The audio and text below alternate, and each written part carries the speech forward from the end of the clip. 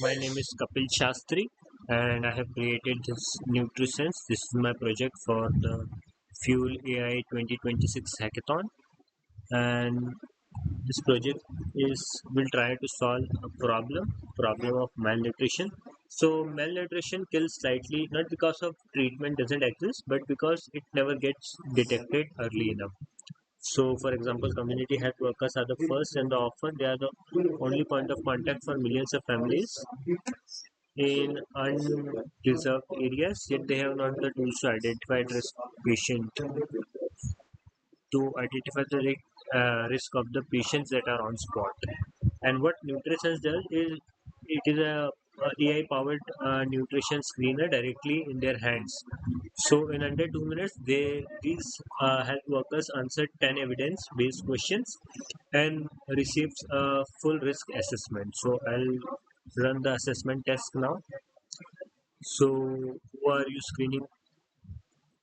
Who are you screening? So maybe I'll say that I am a child of 6 to 14. Now, what region environment does the patient live in? So let's say an area like rural area where there is a limited food. I'll enter this. What is patient's visible health condition? So I'll verify that patient seems swollen, like he is not eaten, like he's thin actually. So how many meals does the patient eat? I'll identify. I'll ask them how many meals they have. So let's say they have one or less. And what is their general meal? So maybe it's just the grains and some vegetables. And the patient has some symptoms, maybe uh, no noticeable. Let's say there are no noticeable symptoms. Has the patient experienced any of the in last 3 months? I'll ask them. Maybe muscle or bone pain. Yes. So slightly beneath normal. Let's say they have uh, they are non applicable adult patient. So our nearest health food support program. So maybe like example ration shops in India, maybe they are 5 to 10 kilometers away from a ration shop. And has the patient received any nutrition support or so let's say they have, but maybe let's say they are currently we are unsure about this. Let's say this. So now the AI has concluded the result. The risk score is 85 out of 100. The patient is at risk of malnutrition due to being visibly underweight and having limited access to food with only one meal per day. The patient is also lacking in essential nutrition and they have experienced muscle cramp in both last year. This suggests high risk of micronutrient deficiency.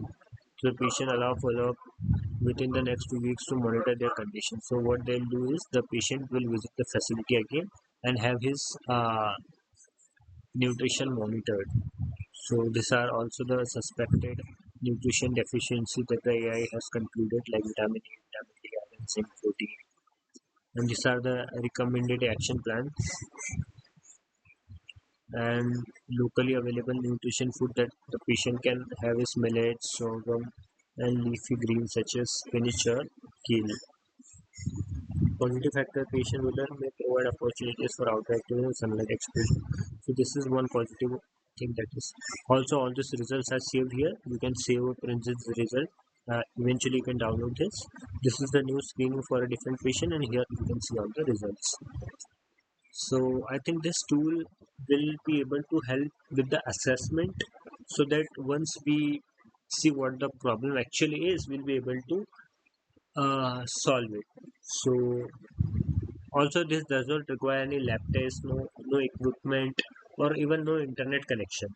So this can be installed at the local systems offline and they can be used without any cost.